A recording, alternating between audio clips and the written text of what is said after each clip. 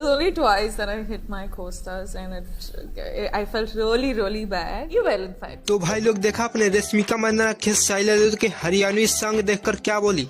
तो भाई लोग आप लोग का इंतजार था खेसारी लाल के गाने का, लेकिन अब इंतजार हो गया है खत्म। फाइनली खेसारी लाल का बाल गाने का पोस्टर आ चुका है। तो क्या है आज का पूरी जानकारी इस वीडियो में बताना रहा है, तो इस वीडियो को पूरा देखना तभी आप लोग को मालूम चल पाएगा।